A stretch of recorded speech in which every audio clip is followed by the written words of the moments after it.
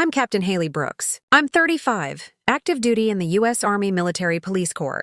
After years of deployments and building a private security consulting firm on my off-duty time, I just sold my share for $42 million.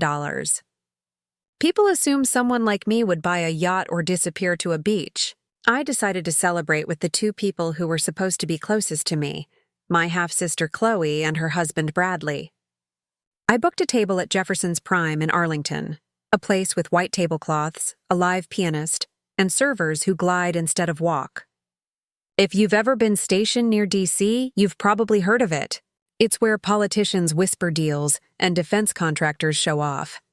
Tonight it was just me, my sister, and her husband. Or at least that's how it looked from the outside. I arrived first. Habit military timing? The hostess smiled like she'd seen my name on a list before. She led me to a corner booth with a perfect view of the room. I scanned exits automatically, counted staff, clocked the cameras. Old habits don't die. Jefferson's Prime smelled of dry-aged beef and polished wood. A baritone voice floated from the piano near the back. It was the kind of setting where bad things shouldn't happen. Chloe and Bradley showed up fashionably late. She wore a red dress that screamed money she didn't have. He wore a suit a little too tight across the middle, like he'd been skipping the gym. They smiled big. "Hey, Lee!"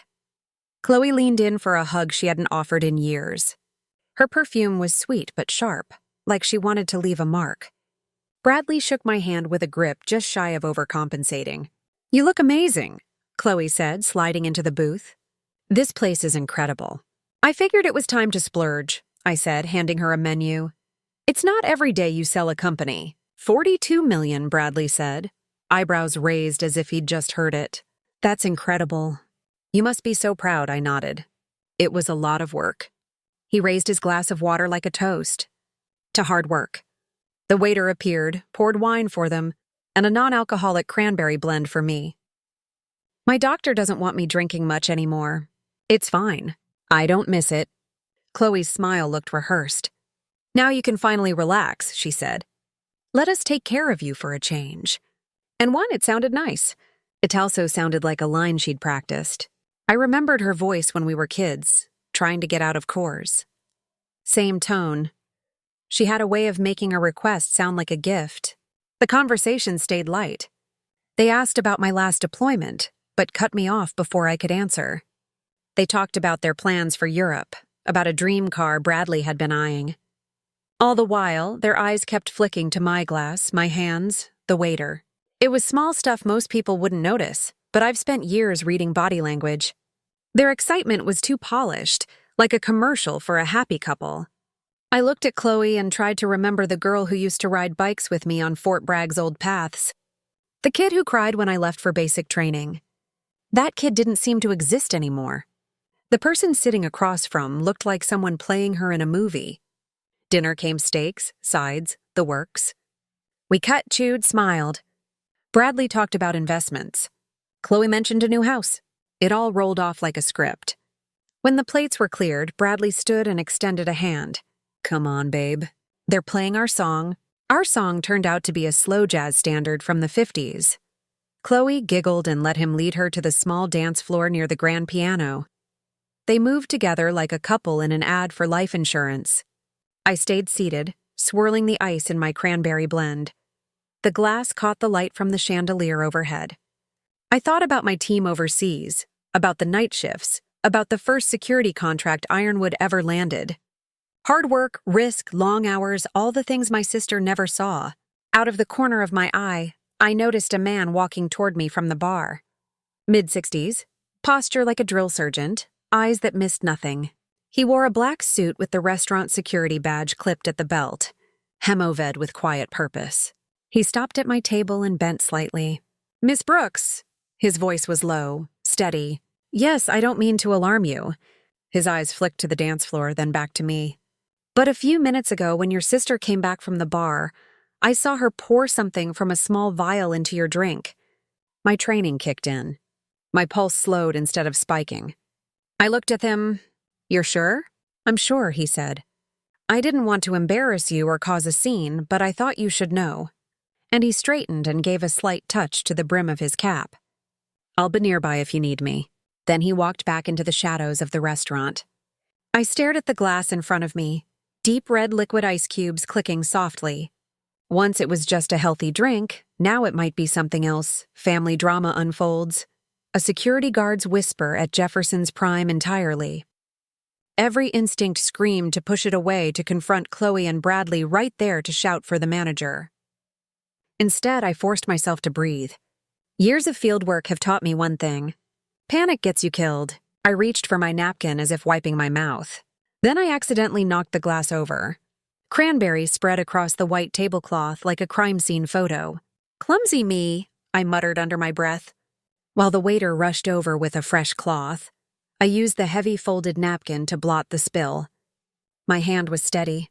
I folded the damp cloth neatly, slid it into my coat pocket under the table. To anyone watching, it looked like I was wiping my lap. In reality, I was taking the only evidence I had. I looked at the dance floor. Chloe laughed at something Bradley whispered. She looked radiant, happy, maybe even victorious. Bradley's smile was all teeth. They didn't glance back at me. I pushed my chair back slowly, like a woman feeling a little off after a rich meal. My legs carried me toward the exit with measured steps. I didn't rush. I didn't look back. The valet handed me my coat without a word. Outside, the air was cool against my face. I ordered a car from my phone. Thumb steady on the screen. It arrived within minutes. Sliding into the back seat, I pressed the folded napkin deeper into my pocket. The sweet smell of cranberry clung to my fingers. The city lights blurred past the window as we pulled away from Jefferson's Prime. My breathing stayed even, my mind already moving to the next step. The night that was supposed to be a simple celebration had just turned into something else, and every choice from this point on would matter. I pressed my back into the seat as the car moved through Arlington. The folded napkin still warm from my hand. My phone vibrated against my thigh. I glanced down, not at the screen, but at my reflection in the window. Same uniform, straight posture, same calm face I'd worn on raids. Underneath it, a steady burn had started in my chest. A thumb met a single contact and hit call. Cynthia picked up on the second ring. "Haley." "Yeah." I kept my voice low. "I need to meet you tonight. I'm still at the office. You sound different. I'll explain in person." I ended the call before she could ask more. The driver turned onto a side street. My eyes tracked streetlights, counting down to where I needed to be. The lab building sat in a plain business park. No signs, just a keypad and a heavy door. I punched in the code Ironwood still paid for. The lock clicked. Inside, fluorescent light hummed over stainless steel counters. The air smelled like bleach and ozone. A technician in a white coat looked up. "Captain Brooks, didn't expect you. I need a toxicology run. Priority, beta blocker panel, heavy metals, anything you can find." I handed over the napkin folded in a clean zip bag from my coat. He took it without a word. The way you take evidence from law enforcement, he knew my background. "You'll have results in an hour." I walked the hallway while I waited. Every step measured. My brain built a map of options. Confront Chloe publicly. Call local police. Call Army C. Call nobody. Each choice had consequences. The name Brooks with poison attached would spread faster than any antidote. The technician returned with a tablet. Preliminaries back. His eyes flicked up to mine. "You were right to bring this. What is it?" Imtoprial crushed at least 200 mg absorbed on that napkin, enough to drop your blood pressure through the floor. In someone with a normal resting heart rate, it had looked like a cardiac event. I nodded once. "Print it, sign it, chain of custody under my name." Had tapped the screen, printed the page, and handed it over. My fingers closed around it like it was a weapon. Outside, the night had gone still. I stood by the curb, inhaling the cool air, letting my pulse settle. Choices. Always choices. Back at my apartment, the place smelled like cedar cleaner and coffee grounds. I dropped my keys on the counter, set Thereport beside them. The napkin, now sealed in evidence tape, sat like a red flag in the middle of the kitchen table. I sat elbows on knees, eyes on the floor. Chloe had been reckless before credit cards. Small lies, bad boyfriends. But this was different. This was lethal. My training told me what to do. Report, escalate, prosecute. My gut told me something else. Handle it quietly, precisely, without dragging my name, my company, or my unit into headlines.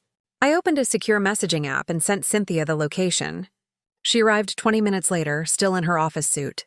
Heels clicking across my tile. "What the hell happened?" she asked. I slid the report toward her. "Beta blocker enough to kill me." She scanned it, lips tightening.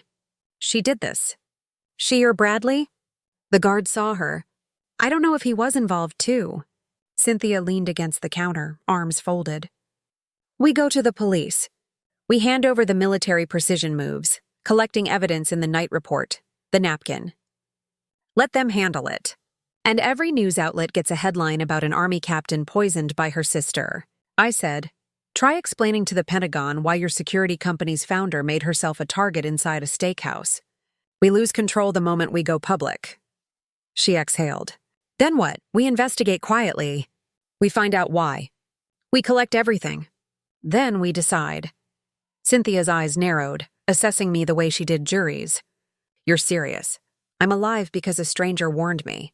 That buys us time, we use it." She nodded slowly. "I can pull some strings.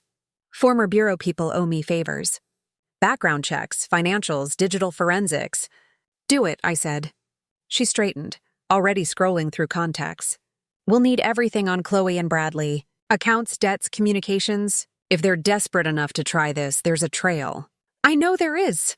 Cynthia paused. "Haley, are you sure you're okay?" I met her eyes. "I'm not shaking. I'm planning." The words hung between us, heavy but steady. She nodded once and started dialing while she talked logistics in a low voice. I opened my laptop, pulled up a blank file, and began typing names, dates, details. Jefferson's Prime, Marcus Darnell, Metapol. Everything that had happened from the moment Chloe walked in. My fingers moved without pause. This washoe I'd built cases in the Army. Facts first, feelings later. Cynthia ended the call. Therein 2 former FBI, 1 former IRS investigator. Retainer covers 3 weeks of work. That's enough. "We'll need to bait a hook," she said. "They won't confess on their own." "I know how to bait," I said, closing the laptop. Outside my window, traffic hissed on wet pavement. Inside, the room held only the sound of 2 people making a plan. There was no pause for anger or grief, only steps to take. I stood, crossed to the kitchen, poured water into a glass, and drank slowly. My mind built timelines: when to contact Marcus for a statement, when to get bank subpoenas through private channels, when to act. Cynthia slipped her phone into her purse. "They think you're an easy mark," she said quietly. "They've always underestimated me." She gave a short laugh. "Their mistake." We didn't say anything else. We didn't need to. I walked her to the door. The hallway smelled faintly of someone's dinner down the hall. She pressed my arm once. "Call if you feel off," she said. "I'll be fine." When the door clicked shut behind her, I went back to the table. Evidence bag, lab report, laptop. 3 objects, 1 problem. My hands moved automatically, arranging them in order of relevance, like pieces on a board. The city outside kept moving, sirens in the distance. A plane overhead descending into Reagan. I sat back down and kept building my list, adding questions, outlining moves. My fingers stayed steady on the keys. My breathing stayed even. The night stretched long and quiet, but my mind was already reaching forward, step by step, toward what had to come next. The cursor blinked on my laptop screen as rows of names, times, and amounts filled the spreadsheet. I heard the faint hum of my fridge and the steady tick of the kitchen clock. My body was still, but my head was already sorting the case into boxes. Poison, motive, money, access. Years in the military police had taught me how to build a file that would stand in any room from a battlefield briefing to a federal court. I reached for my secure phone and opened a message draft to Marcus Darnell, the security guard at Jefferson's Prime. I'd pulled his name and badge number from the restaurant's website. "Need to speak privately. You saw something tonight. Call me," I typed. My thumb hovered over send. I hit send. A minute later, 3 dots appeared. Then a reply. "Off at Euro 2000. Can meet at coffee shop on Wilson Valved Euro 230. I put the phone down. No need to call Cynthia. She was already working her network. Instead, I opened a locked cabinet in the corner of my living room. Inside were a handful of items I hadn't needed in years. Field recorder, evidence bags, small UV flashlight, nitro gloves, all legal, all standard for someone with my background. I slipped the items into a plain black tote. The weight was familiar. My pulse stayed even. At 2:20 a.m., I slid into a booth at a 24-hour coffee shop lit by harsh fluorescent bulbs. The smell of burnt espresso and fryer oil mixed in the air. Marcus sat across from me, still in his security uniform, badge off, jacket open. He looked like a man who'd spent decades watching doors. "Captain Brooks," he said quietly. "Just Haley tonight." I set the tote beside me. "Thank you for coming," he nodded. I choosing justice over scandal. Why she didn't call the police figured you'd want to talk. I pulled a small recorder from the bag and set it on the table. "I need you to tell me exactly what you saw in your own words. This is for my file." He didn't hesitate. "Around 2015, your sister walked to the bar alone. She came back with a drink in one hand, small clear vial in the other. She unscrewed it under the table, poured the contents into your glass, put the vial back in her purse. She glanced around first, but didn't see me near the service door." "I know what I saw." I nodded, keeping my eyes on his. "Would you testify if needed?" He held my gaze. "If it comes to that, yes, I've got nothing against her, but what she did was criminal." "When?" I reached into my bag and slid an evidence form toward him.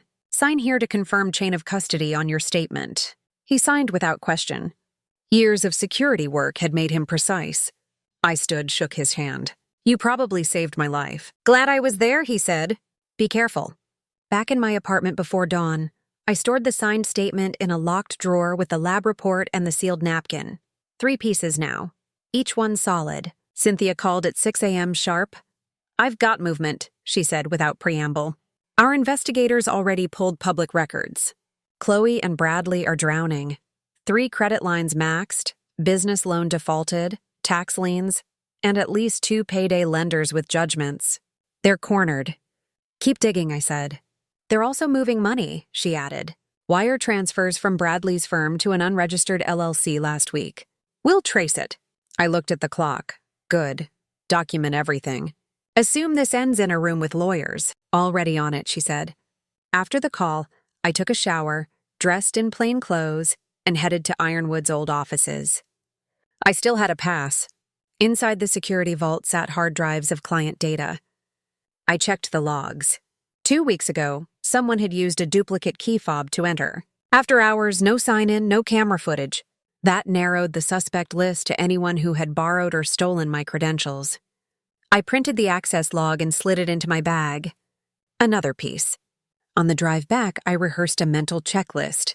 Physical evidence, napkin, toxicology, witness statement, digital evidence, access logs, bank records, emails, motive, debt, opportunity, family trust, and public image. At home, I opened my laptop again and began creating a master timeline.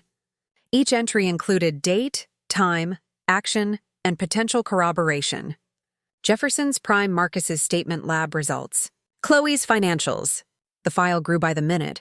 Cynthia texted me a PDF. Chloe's credit report. It read like a slow-motion crash. High limit cards maxed. Cash advances. Late fees. A failed LLC for a lifestyle brand. I scrolled down to Bradley's. Similar pattern. Their marriage was a partnership and losing money. I leaned back, staring at the ceiling. It wasn't just greed. It was desperation. People who are desperate make mistakes. Mistakes leave trails. I called Cynthia. "Get copies of their mails if you can. Look for anything about Ironwood clients or my medical records." "Already requested." She said one of the ex-FBI guys has a contact at their ISP. "We'll have metadata soon." "Good." She hesitated. "You sound calm." "I am." I said, "Calm is how we win." I ended the call and set the phone down. The apartment was quiet except for the low hum of the fridge. On the table in front of me lay the beginnings of a case no one outside this room knew existed. I opened a new document titled Operation Clean Cut. The name wasn't for drama. It was a habit from years of writing ops plans. Every plan needs a name. I wrote objective, neutralize threat from Chloe and Bradley without public exposure. End state control of narrative preservation of assets. Legal leverage secured. My fingers moved down the page. Phase 1, evidence collection. Phase 2, confirm motive. Phase 3, set controlled confrontation. Phase 4, execute leverage. Outside the window, the sky was turning pale. Morning commuters filled the street below. I kept typing. Dates, tasks, names. Each line, another piece sliding into place. I reached for the sealed evidence bag and turned it in my hands. The red stain inside had dried. It looked almost harmless now. I thought of Chloe's smile across the table, Bradley's raised glass. Not harmless at all. The phone buzzed again, a new text from one of Cynthia's investigators. Got something? Call as soon as possible. Very. I dialed immediately. What is it? Your sister accessed a military health database last month using a forged authorization. She downloaded your cardiac records. We have the IP timestamp and a copy of the secret investigation team, digging into family betrayal forged form. I let out a slow breath. Send it secure. That's our smoking gun. It's on its way, he said. I hung up and opened my secure inbox.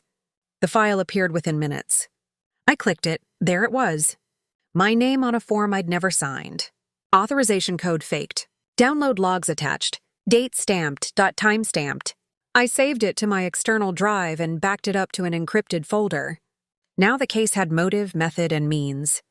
I sat back, eyes on the screen, mind already shifting to what to do with it all. The plan had started as a reaction. Now it was turning into an operation. My breathing stayed steady, my hands stayed still on the keys. The morning light crept across the floor while I worked, but my focus didn't break. Every fact was a step, every step moving closer to control. I closed the laptop and made a choice. There are moments when the obvious thing is also the worst thing. Call the police, hand over the napkin, file the report, let the system take its course. Simple, clean, moral. That would have satisfied a lot of people. It would have satisfied textbooks. It would also have detonated my name, my company, and my unit into news cycles I didn't trust to be accurate or kind. I walked through the options like an operations brief. Option A, go public immediately. Pros: fast law enforcement involvement, official chain of custody, possible immediate arrest if evidence held up. Cons: front page stories. Investigators trolling my past contracts. Clients getting nervous. Government officers asking awkward questions about a private security company tied to a serving captain. Option B, go quiet. Assemble private evidence, build a sealed case, then present it where it would do the most damage to Chloe and Bradley without ripping everything else apart. Pros: containment, control, leverage. Cons: moral hazard, risk of mistakes, more time required. I chose containment. Makino mistake. That was a deliberate moral choice. It wasn't cowardice. It wasn't to go. It was damage control with a purpose.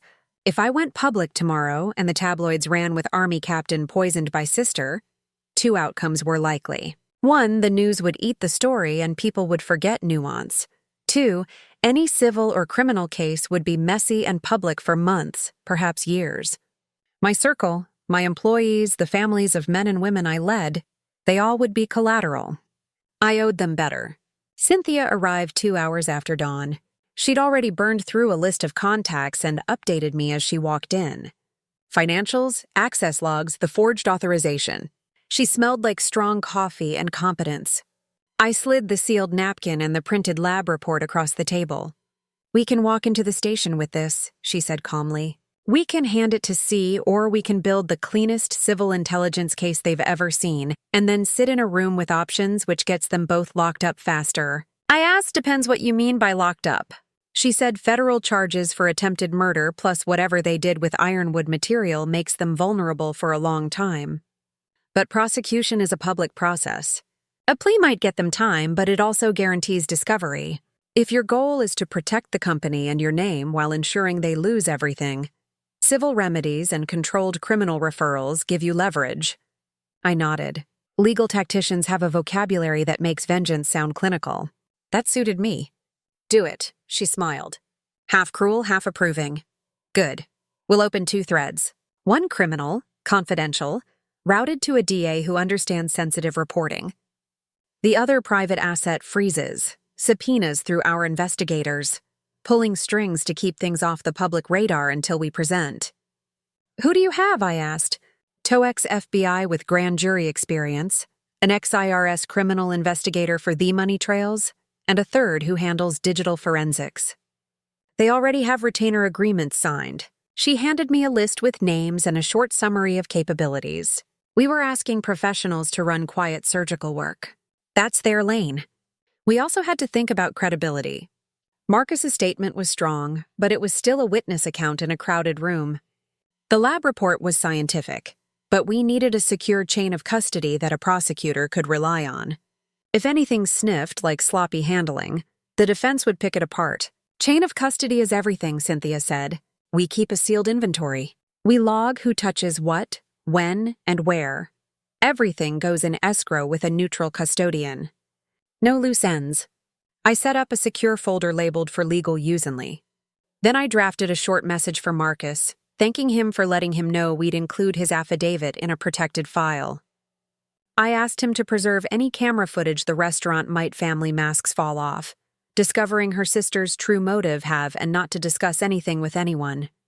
Simple instructions delivered without drama. Next, I called a bank contact who knew how to place a freeze quietly. Banks don't like freezing accounts, but they'll do it with the right legal pressure. The idea was straightforward. Choke off liquidity. If Chloe and Bradley couldn't move cash, their options dwindled.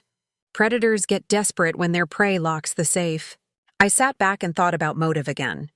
The credit reports Cynthia had sent me weren't pretty. High-interest loans, payday lenders, defaulted lines, a business loan that had gone sideways. People in that situation become transactional about risk. They imagine a quick, irreversible fix. I didn't need to psychoanalyze them beyond that.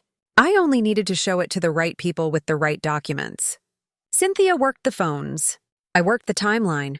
We created a non-public audit trail that could be handed to a prosecutor confidentially. The DA we preferred had handled cases with national security implications before. She had contacts inside the U.S. Attorney's Office who could coordinate a discreet preliminary review. That mattered. Publicity is its own prosecution. We also had to think about optics within the Army. I considered going to JAG Judge Advocate General, but there's bureaucracy in every corner of the military. I owed my unit the truth eventually, but the immediate priority was containment. I briefed a trusted mentor via secure channel, an Army LTC who owed me favors and understood the cost of public spectacle. He advised patience and suggested the same DA Cynthia preferred. He didn't flinch at the idea of APRIVIT approach. Legal and administrative levers in place. The next task was documentary. We had the napkin, lab report, Marcus's signed statement, the access logs showing after-hours entry, the forged medical authorization with IP stamps and bank anomalies. But chains of evidence don't tie themselves into airtight ropes. They require precise handling. That meant I needed copies, clean, verified, time-stamped, and secure uploads to an escrow system. It meant witnesses put on record, but not in the press. It meant that when we finally presented this to Chloe and Bradley, we did so from a position of total control. We could offer them a choice with real consequences backed by evidence that a prosecutor would find hard to ignore. We built a dossier timeline, documents, witness statements, forensics. Each piece had a margin note about where it came from and why it mattered. My spreadsheet looked like a dossier a brigade commander would review before a mission. I felt oddly comfortable. Planning is a balm. There were moral gray areas. How far to push, what legal pressure to apply, whether to demand full forfeit before offering leniency. Cynthia argued for a staged approach. First, immobilize assets, then present evidence privately with a clear path. Forfeit and exile from the family fortune or immediate referral to law enforcement with no plea options. The choice we'd offer would be brutal but clean. People like choices, Cynthia said. Give them two terrible options rather than one sweet escape. I laughed then, a short, dry sound. That's how you get confessions. We also prepped for pushback. If they hired counsel, that was expected. If they went to the press first, that was why we set up escrow and secret DA contacts. Their story would ring hollow next to signed statements and forensic reports. We prepared a single line for any unofficial leak. We are cooperating with authorities. No further comment. Keep it sparse, infuriating, and true. By mid-afternoon, the investigators had pulled initial records. One of the ex-FBI guys called to tell me they'd located suspicious transfers tied to a Shell LLC with ties to a lender in New Jersey. The IRS guy already had a notice flagged for deeper review. They were focusing on drying up funds and mapping who within their circles benefited from the transfers. I sat for a minute and allowed myself a small private joke. I had spent the better part of my adult life keeping people from doing dumb, dangerous things.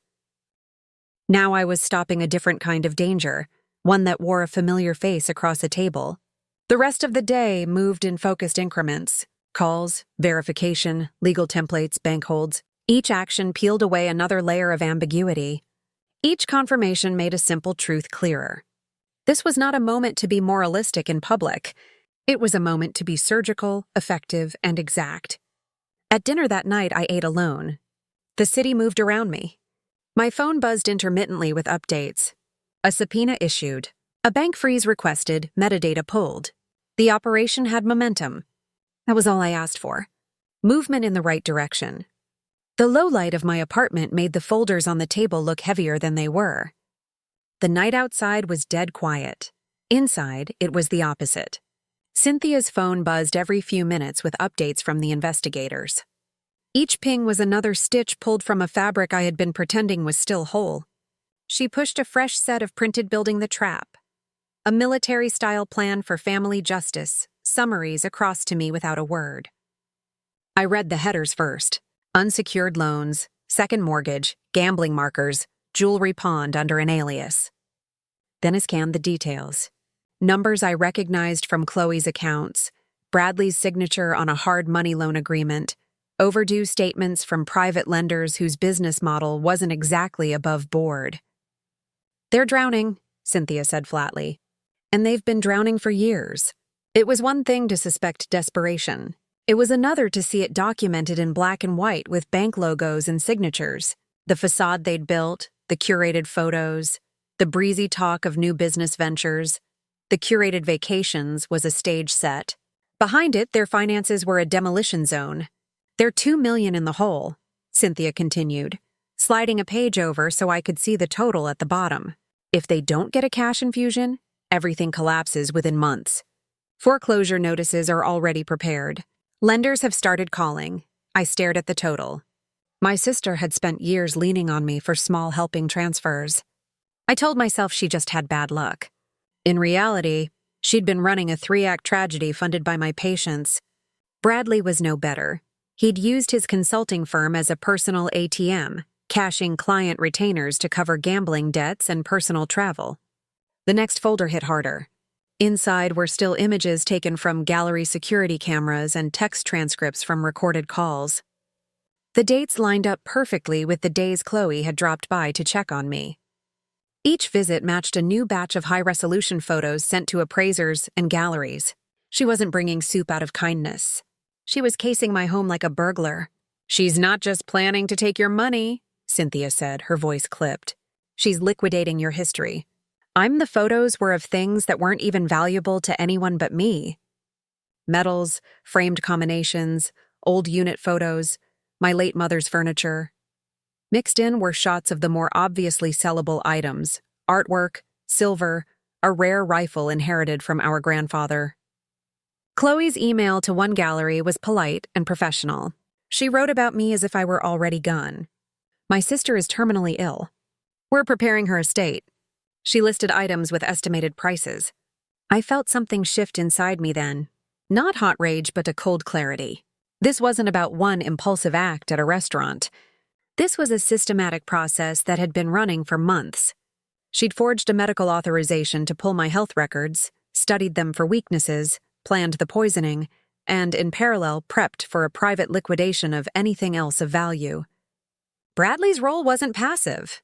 The investigators had traced calls from his phone to 2 of the lenders and to a fixer known for brokering under-the-table sales of restricted goods. They had bank records showing him wiring retainer fees to a law firm that specialized in shielding assets from civil seizure. This was premeditated on every level.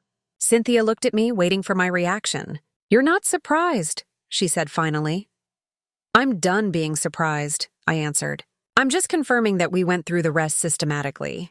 House deeds, title histories, 2 vehicles leased under a shell company, a storage unit in another state containing items from my parents' house I hadn't even realized were missing. Every fact was another brick in the wall of motive. The evidence didn't read like a tabloid plot. It read like a corporate audit of a failing business assets, liabilities, risk factors, exit strategy. My sister had turned me into a line item on her survival plan. Cynthia slid the final page across the table. A printout of search terms traced to a public library computer. Lethal dosage beta blockers. How to fake natural death. Will autopsy detect Marilol overdose? It was clinical, impersonal, and devastating. I exhaled slowly.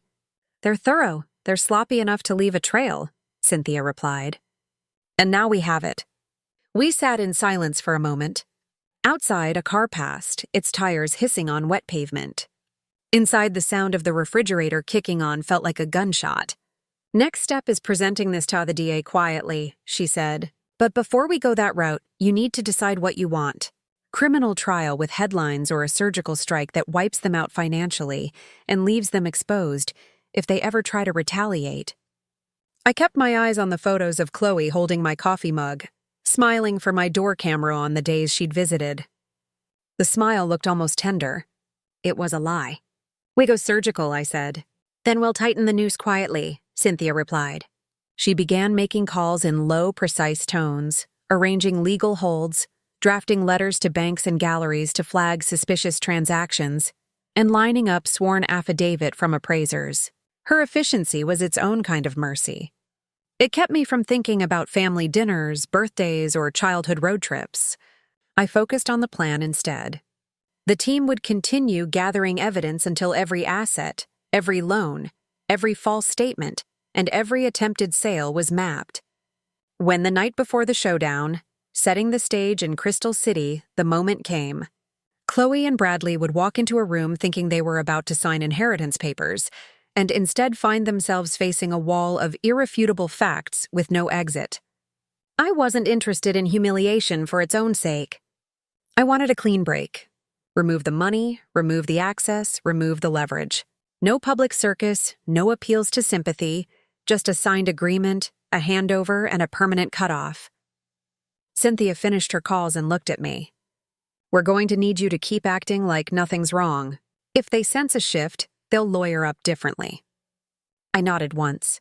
Playing the part of the oblivious older sister would be the hardest task I'd ever performed, harder than any deployment or negotiation, but it was necessary.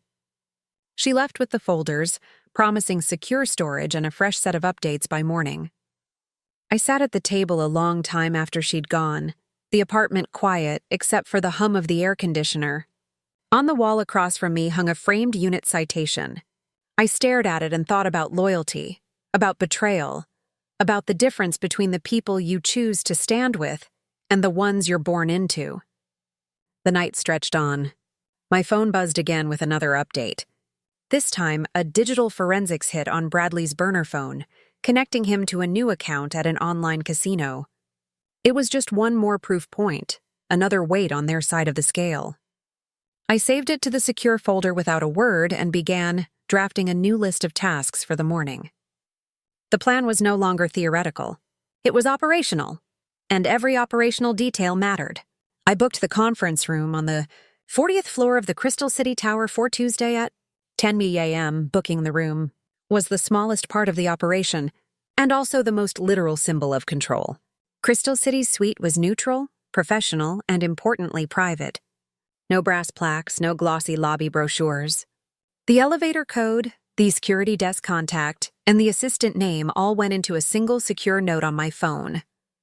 I set the meeting under the pretext of signing preliminary trust documents so Chloe and Bradley would come expecting celebration, not interrogation. Step 1 was the choreography. Cynthia and I mapped every minute of the morning into a simple sequence. Arrival, small talk, coffee, initial paperwork, the signing, then the reveal. We assigned roles. Cynthia would open. She had the voice for it. Calm, direct, legal. 2 investigators would sit at a corner table with folders that looked routine. A third would be on a private line with the DA, ready to confirm facts if needed. Marcus would be on standby at Jefferson's Prime to secure any last-minute evidence and to confirm his statement if a subpoena required. I would be the quiet center, the one who appeared weak and grateful. The documents were the next priority. Anything sloppy could be used against us.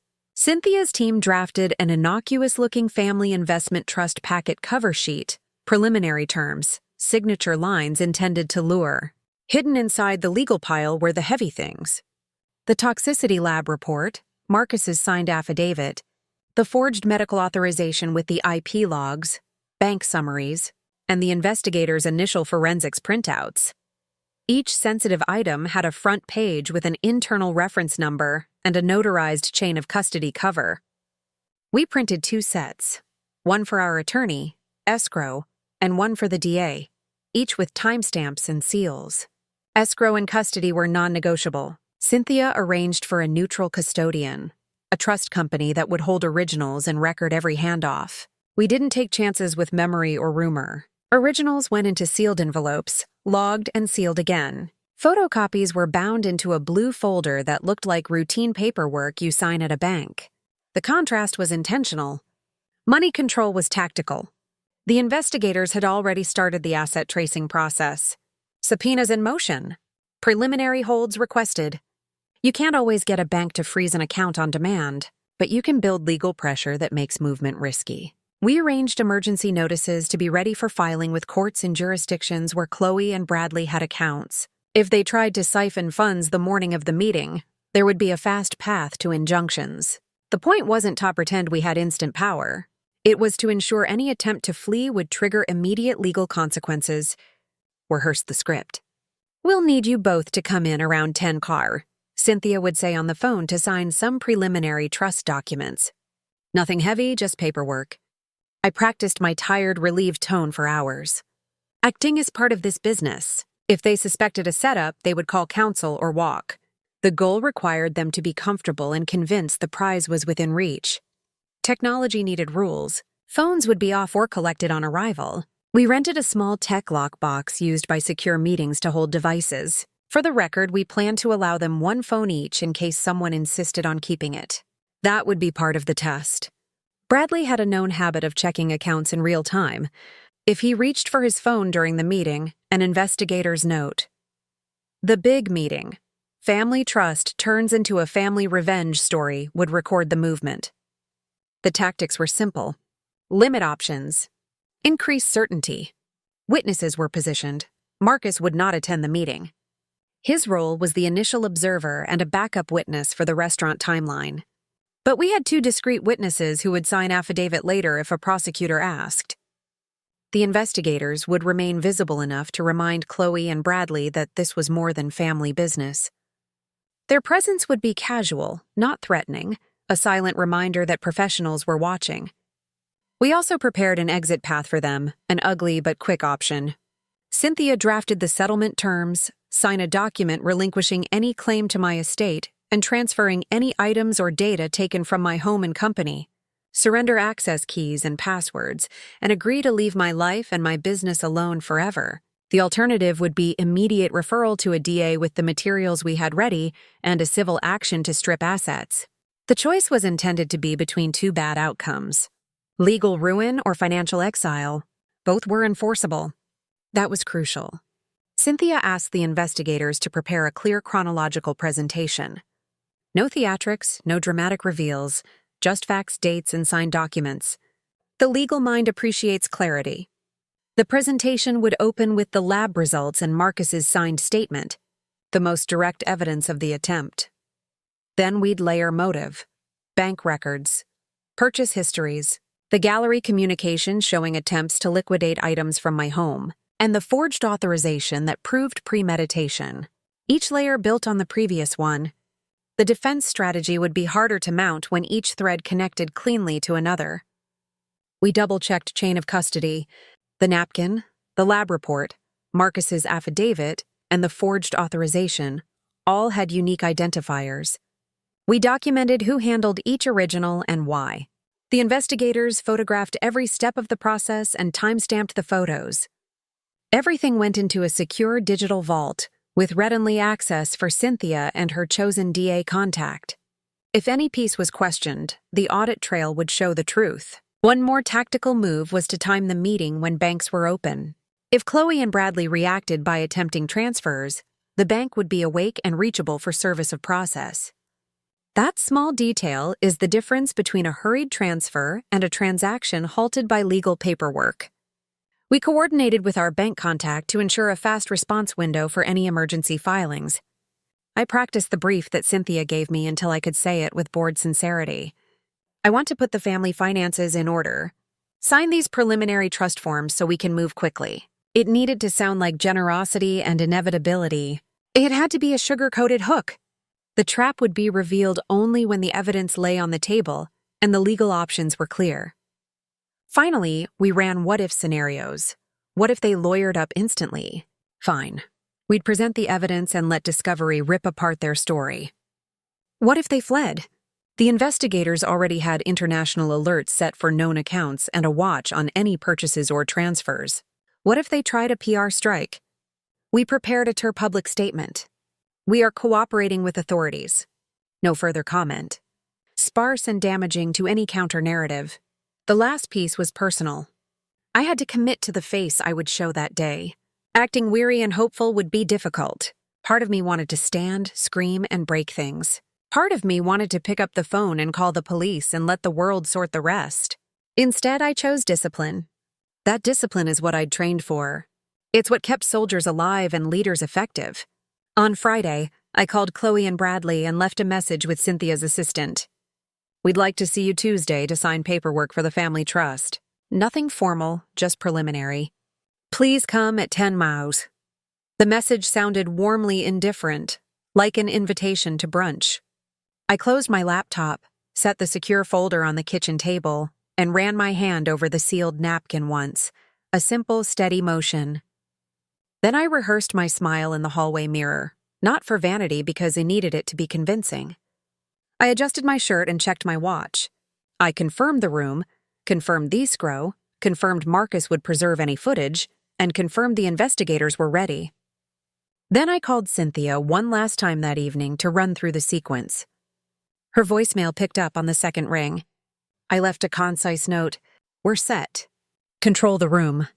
No leaks. 1. I hung up and turned off the lights, leaving the house in a quiet state that looked ordinary to anyone peeking in.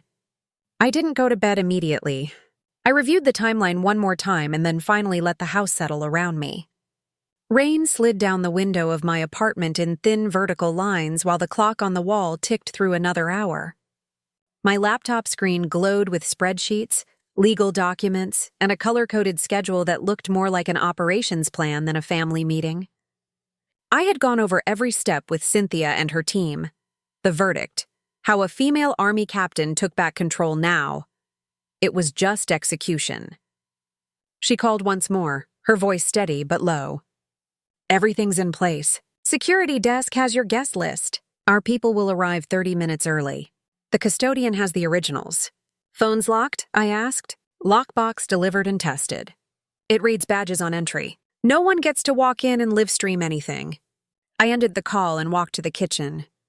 The smell of brewed coffee was the only warm thing in the room.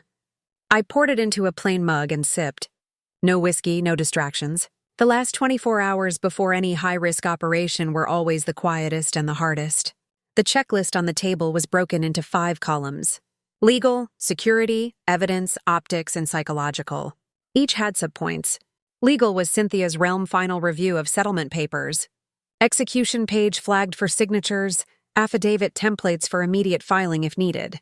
Security covered the elevator codes, the reception desk, and 2 plainclothes investigators stationed as consultants in the corner of the room. Evidence included every document and photo printed on heavy stock with reference numbers and seals. Optics meant neutral decor, no hint of hostility, refreshments on the sideboard. Psychological was my job. My posture, my tone, the expression on my face when Chloe and Bradley walked in. Our heated dinner? I barely tasted and sat at the table running the script out loud. My voice had to sound tired but generous. This is just preliminary paperwork. I want to make sure you're taken care of. We'll finalize everything soon. It had to sound like a woman smoothing a legacy, not a captain preparing an ambush. Cynthia had advised me to sleep. I tried lying on my back, staring at the ceiling. Instead of sleep, my mind sorted through contingencies. What if they refused to sign? Then we pivoted to the DA and filed everything we had. What if they walked out? The asset freezes and subpoenas were timed to go live that morning. What if they tried to bluff? The evidence spoke for itself. The Rainies near midnight. I stood at the window and looked down at the city grid, lights glowing in the wet streets. No drama, no speeches, just planning. In another life, I would have been prepping a briefing for an early flight. The same nerves, the same discipline. At dawn, I dressed in a plain navy suit. Nouniform, no ribbons, a neutral watch, simple shoes. I packed a slim briefcase, with nothing personal inside, only a single copy of the invitation letter to make the setup look authentic. Everything else was already staged at the tower. By 7 a.m., I was in Cynthia's office. She was behind her desk, hair tied back, coffee in hand, eyes clear and sharp. The conference room down the hall was already prepped. Polished table, high-back chairs, a discreet picture of water and glasses. Along the far wall sat a neat row of blue folders. The lockbox for phones had a small sign taped to it. "For your convenience during signing review," she said, sliding a bullet point sheet across the desk. We went through the plan one more time. Tense at arrival, warm greeting, casual tone. She would start with routine trust language, hand them the pen for the dummy form, and once their guard was down, she would slide out the evidence folders one by one. No raised voices, no accusations, just the slow, precise unveiling of facts they couldn't refute. At the point of maximum impact, she would present the two options: sign the settlement and walk away with nothing, or face immediate referral to the DA with a pre-assembled case file. Our investigators were already in the building. One would act as an assistant, delivering additional documents, but in reality, recording timestamps of everything said and done. Another sat in the lobby watching arrivals. A third monitored Chloe and Bradley's bank accounts remotely to catch any last-minute transfers. Marcus remained on call to secure restaurant video evidence for chain of custody. I walked into the conference room and took the seat farthest from the door. From that angle, the skyline was a wall of glass and steel. I placed my hands on the table, testing how they looked, steady, palms relaxed, no clenching. Acting the oblivious sister required stillness more than words. Cynthia tested the microphones not for recording, but for the DA's live line if we needed immediate confirmation. She checked the lockbox for phones and the sealed envelopes one last time. Everything was symmetrical and neat. "Ready?" she asked. "Yes," I said. We fell silent. The room smelled faintly of furniture polish and coffee. Outside the window, the city moved like a grid of ants, unaware of what was about to happen high above. I reviewed my own notes one final time. Greet Chloe warmly. Shake Bradley's hand. Sit slowly as if still recovering from a health scare. Smile faintly. Let Cynthia do the talking until the moment she hands me aftermath and legacy, turning betrayal into purpose, the cue.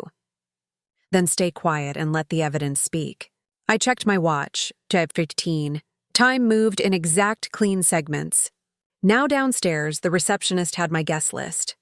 Security was briefed on names and IDs. The lockbox key was in Cynthia's pocket. The investigators texted updates from the lobby.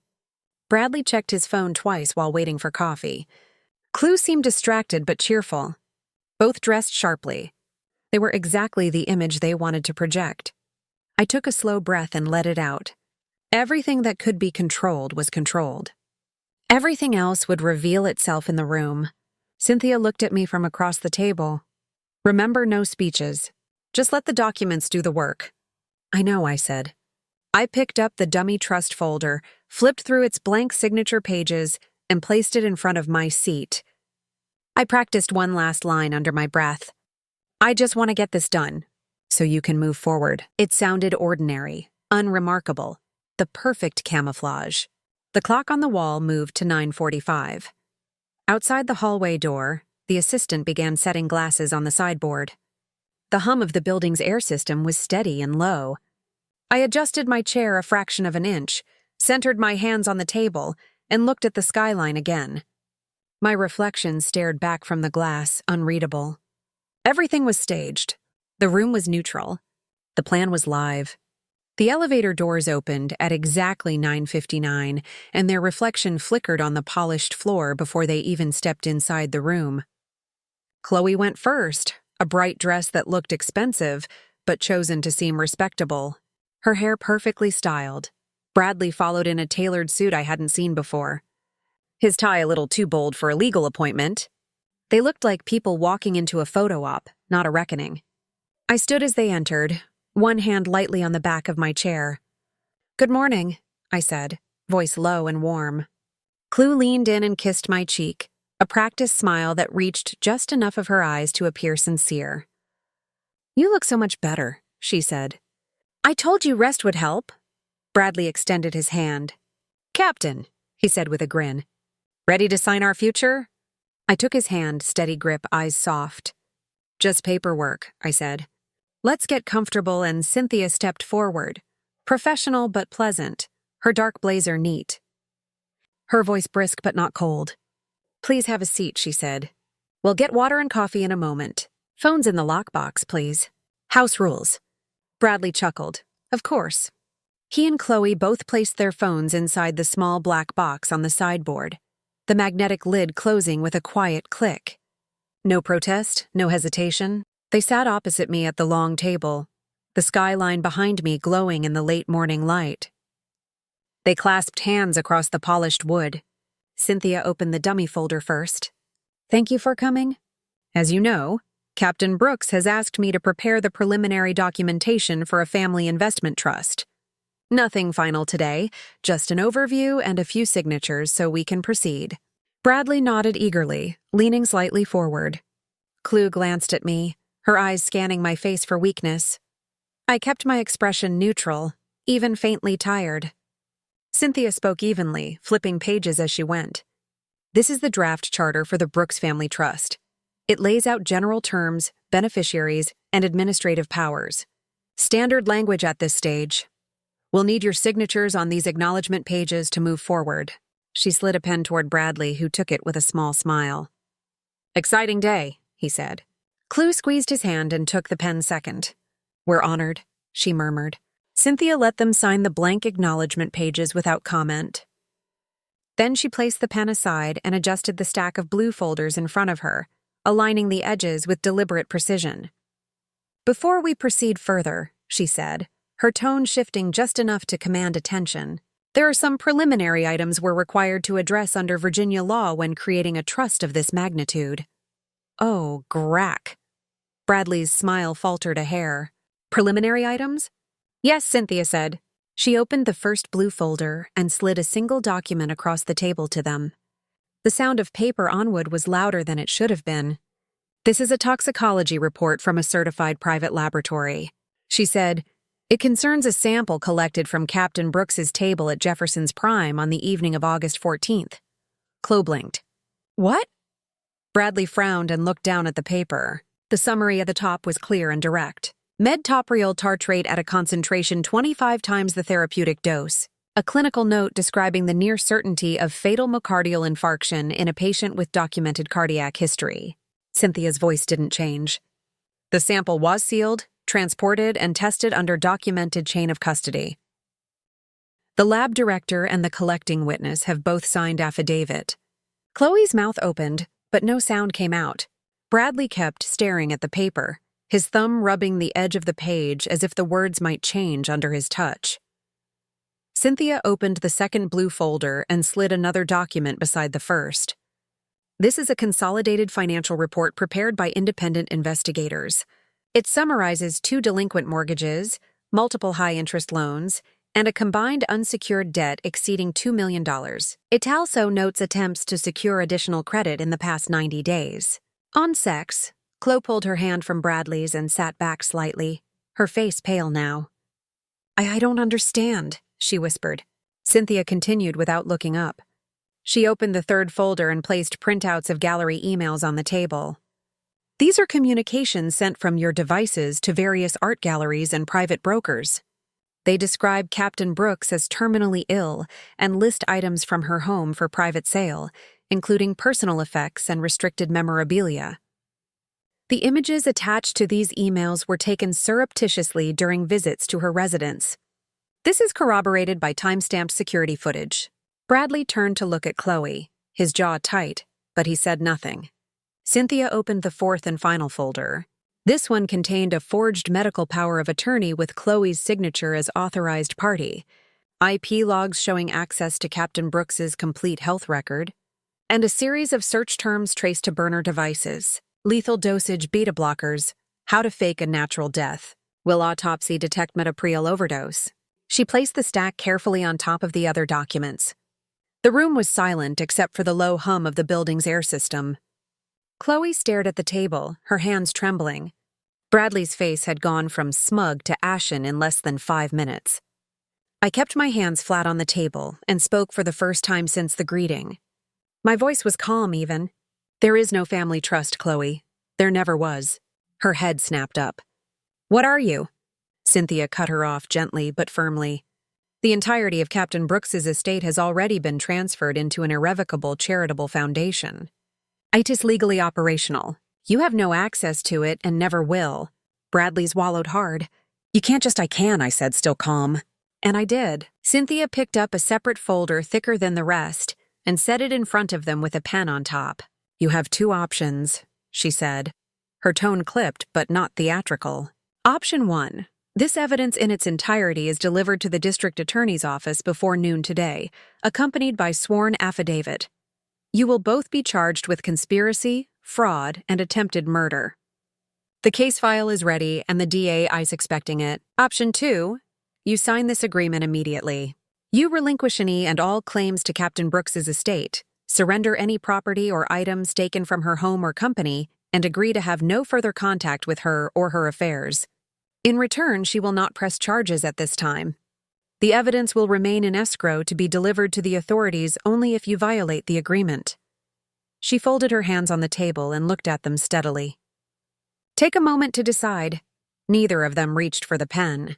Bradley stared at the documents as if they might vanish. Chloe looked at me, tears forming but not falling. I held her gaze but felt nothing.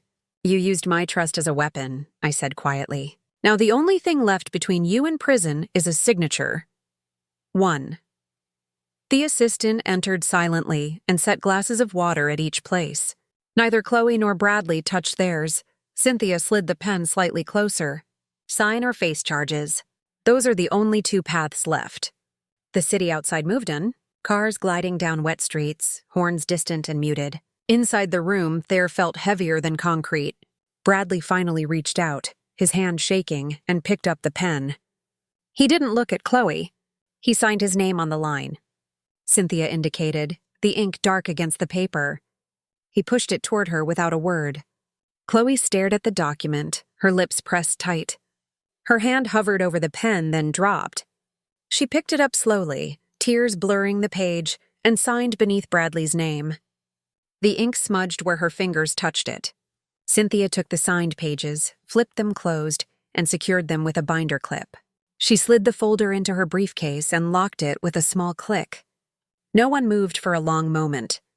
The only sound was the steady hum of the HVAC and the faint clatter of traffic below. I stood up slowly, my chair scraping the polished floor with a muted sound. My voice was level and final. We're done here. Chloe's eyes flicked to mine, searching for some trace of the sister she once knew. Bradley stared at the table as if it might open and swallow him. Neither spoke. Cynthia rose as well, her expression unreadable. She gestured toward the door. The assistant opened it without a word. Chloe and Bradley stood moving stiffly and walked out past the silent investigators in the corner. The lockbox clicked as they retrieved their phones. The door closed behind them with a soft but decisive thud. I stayed standing, hands at my sides, breathing steady. The room smelled of paper coffee and the faint metallic tang of fear left behind. Outside the window, the skyline was still bright and indifferent. Inside, every piece was finally where it needed to be. The conference room door had barely clicked shut when I exhaled, a slow, measured breath that felt like it had been held for months. Cynthia was already moving, gathering the folders with gloved hands, placing them into two hard-sided cases with numbered seals. Each case had a matching tamper-evident tag. She didn't speak until the last document was clipped and secured. "That's signed," she said quietly. "Escrow is active now. They're out of your life legally." "Until they try to violate it," I said. She met my eyes. "If they do, we refer the entire file. The DA will handle it." "That's not your burden anymore." I nodded once. Their leaf wasn't joy. It was structural, like a weight removed from a rucksack after a march. My spine straightened. My hands felt steady again. All the training about operations, evidence, and containment had led to this moment. The investigators stood from their corner seats. One of them handed me a small flash drive in a sealed pouch. "Chain of custody video. We recorded the entire meeting for our own record. 2 angles time-stamped." "Good," I said. "Store it off-site. Secure encryption." He nodded and left with the others, each carrying their assigned cases and drives. Within minutes, the room was empty except for me and Cynthia.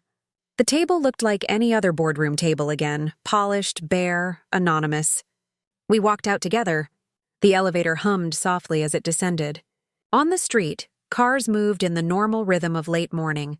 No one glancing at us, no headlines scrolling across the sky. I slipped my hands into my pockets and felt the edge of my watch, the only personal thing I'd worn all day. Cynthia hailed a cab, but I shook my head. "I'll walk," I said. "Haley," she began. "I need air." She squeezed my shoulder briefly. "We did exactly what we planned. Everything's documented. You're protected. Go home and breathe." I gave her a faint smile and started down the sidewalk. The day was bright and windless. My footsteps on the pavement sounded louder than they should have. I passed a food truck, the smell of grilled onions cutting through the city's exhaust. Ordinary life continued without pause. By the time I reached my apartment, my body had moved into post-operation mode. Cataloging, storing, clearing space. I hung my jacket, washed my hands, and opened the secure cabinet one last time. Inside, the duplicate set of evidence sat untouched. I checked the seals, confirmed the tags, then locked it again. The keys went into a small lockbox that required both a code and a fingerprint. Then I sat at my kitchen table and dialed Marcus. He answered on the first ring. "Everything go okay?" "It's handled," I said simply. "Thank you for your help." "You don't need to thank me," he said. "I saw what I saw. People like that, they always think nobody's watching." "They'll be watched now," I said. He hesitated. "You good?" "I'm upright," I said. "That's enough for today." We ended the call. I set the phone down and stared at the muted glow of the laptop screen. The master timeline, once a jigsaw puzzle of risk and motive, was now complete. Each line crossed out with a neat black bar. Napkin tested. Witness secured. Forged authorization traced. Assets frozen. Settlement signed. The phone buzzed again. Cynthia texting a brief update. DAG acknowledged receipt of notice of settlement. File under seal, everything locked. Short, precise, exactly the language I needed. I stood and walked to the window below. The city stretched out. Glass towers and intersections, people with coffees and bags and phones. I pressed my palm against the cool pane. No speech, no adrenaline, no crowd, just an operation concluded. I poured water into a glass and drank slowly. The taste was metallic from the tap. For a moment, my eyes flicked to the framed unit citation on the wall, the same one I'd stared at when I first realized what Chloe had done. In my unit, when a mission ended, we debriefed, wrote reports, cleaned gear. We didn't celebrate. We reset for whatever came next. I felt myself falling into that rhythm now. I opened my laptop again, started a final document labeled After Action Report. It wasn't for the Army, it was for me. I wrote in simple bullet points: objective, neutralize internal threat. Method: private investigation, legal leverage, outcome, settlement signed, assets secured, evidence in escrow, risk, minimal public exposure, status, operation concluded. Under lessons learned, I typed a single line. Family can be a blind spot. Then I closed the file and encrypted it. The doorbell rang once, sharp and unexpected. I moved to the door and looked through the peephole. A courier stood there holding a slim package. I opened the door, signed the tablet, and took the envelope. Inside was a formal confirmation from the trust custodian. Settlement agreement and release received. Originals under seal. A notary stamp glistened in blue at the bottom. I set it on the table. Everything now had a seal or a signature. No loose ends. I took a shower, the hot water running over my shoulders, and let my mind finally start to drift. Not to nostalgia or regret, just to nothing. When I stepped out, the apartment smelled like soap and paper. I dressed in clean clothes, made a simple lunch, and ate it standing at the counter. In the afternoon, Cynthia called again. Bank freezes went through, shell accounts flagged. Any movement will trigger automatic notices to our team. They're boxed in. Good, I said. Let them box themselves further. She hesitated. Haley, you understand how rare it is to pull this off without a leak? Yes, I said, you did everything right. You kept your head. That's not easy when it's family. I didn't answer. There wasn't anything to say that wouldn't sound like a platitude. She filled the silence. Well, keep monitoring quietly for a few months. If they violate the agreement even once, the DA will file. You won't have to do anything. I gave a small laugh. Dry but not bitter. I'm not planning to. After we hung up, I walked through the apartment, touching objects without thinking. The edge of a photo frame, the back of a chair, the smooth metal of the lock on the evidence cabinet. Everything was still in its place. Nothing had been taken, nothing poisoned, nothing left to guess. The evening light shifted across the floorboards.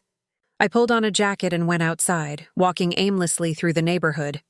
People walked dogs, argued on phones, pushed strollers. Nobody knew what had happened high in that conference room. That was the point. Real consequences don't need an audience. I reached a small park and sat on a bench. The air smelled of cut grass and traffic. I leaned back, eye shaft closed, listening to a jogger's shoes on the path, a child laughing by the swings. The world moved on without me needing to manage it. When I finally stood and started back, the sky over the city was streaked with orange and purple. I slipped my hands into my pockets and felt the smooth edge of my watch again. The glass towers caught the fading light. My steps were unhurried, deliberate. Everything essential had been handled. The morning after, everything was sealed. The apartment was quiet in a way that felt new. No folders on the table, no glow of the laptop through the night, no list of contingencies taped inside a notebook. For the first time in weeks, my calendar was empty. I poured coffee into a mug and leaned against the counter, listening to the faint hum of traffic outside. The silence didn't feel like a void. It felt like space.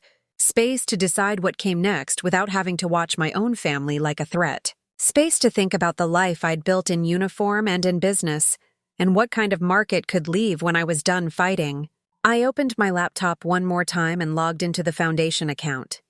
The irrevocable trust Cynthia had helped create long before this confrontation. The Elijah Hayes Foundation's homepage loaded, the logo simple and unadorned. Under programs were the initiatives I'd pushed for. Grants for female veterans transitioning out of active duty, a PTSD K-9 program pairing trained dogs with combat veterans, and a scholarship fund for military families studying criminal justice. Each line item had a status update, a dollar amount, a photo of someone already helped. I scrolled through the numbers. The assets that would have been carved up in lawsuits and fake invoices were now committed to programs with real names attached. A grant for a Marine sergeant who'd lost both legs, a therapy dog already training for an Air Force medic, a housing stipend for a National Guard single mother finishing college. It wasn't abstract anymore. It was measurable. I added a new directive. A legal clinic for service members facing financial exploitation by family. Not a revenge project, but a prevention one. The irony wasn't lost on me.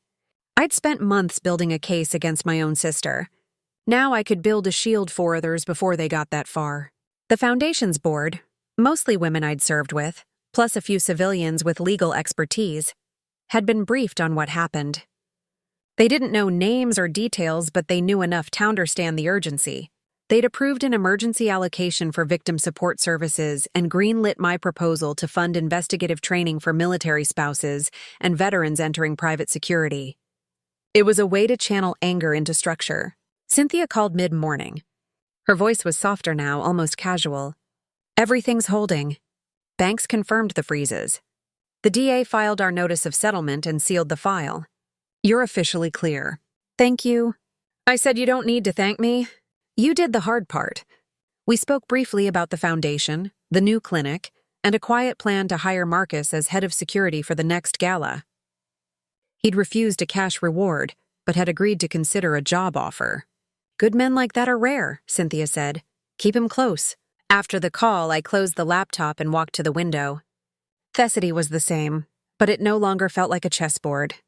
I thought about the years of training that had taught me to be calm under pressure, to plan 3 moves ahead, to see patterns in chaos. Those same skills had saved me from being a headline. But they weren't just for defense. They could be used to build things. I spent the afternoon at the Foundation's small office, a converted brownstone a few blocks from my apartment. The staff, a mix of veterans, social workers, and volunteers, greeted me with quiet nods. They'd kept the place running while I was wrapped up in the operation. I met with the program director about expanding the PTSD K-9 program into 3 more states. We discussed grant applications, vetting criteria, and a pilot program with the VA. It was the kind of detail work that had always calmed me, like field stripping a rifle or checking a perimeter. On the wall of the office hung a simple plaque, "Service beyond service." It had been my mother's phrase, one she'd used when volunteering at shelters after our father died. I traced the words lightly with my fingers before going back to my desk. Late in the day, Marcus stopped by in plain clothes. He looked a decade younger without his uniform. He handed me a sealed envelope, copy of my affidavit for your records. I kept a copy for myself in case anyone tries to lean on me. I took it. Good thinking. He hesitated. I don't know what you're planning to do now, but if you need someone to keep an eye on things, security, logistics, I'm available. I smiled, genuine this time. We're starting a security training program for veterans. I'd like you to run it. He blinked. Seriously? Seriously? Pays fair. Hours are normal and no one's going to pour anything in your coffee. He laughed. Then, a short surprised sound. I'll think about it. Think fast, I said. The first class starts next month. Iwerian. We shook hands and he left. I set the affidavit in the Foundation safe, logged its receipt, and closed the door. Everything now had its place. Walking home that evening, the air smelled of rain and warm pavement. The city's noise felt like background music rather than a thread. I passed a playground where 2 little kids in army shirts were climbing a jungle gym, their mother watching from a bench. She had a service dog at her feet. I caught her eye and she nodded once, a silent greeting between people who understood the same world. Back at my apartment, I cooked a simple dinner and ate it slowly. No phone buzzing, no notes to draft. I sat on the balcony with a glass of water and watched the sun drop behind the skyline. The light glinted off the glass towers, turning them gold for armament before fading to blue. Inside, the evidence cabinet sat closed.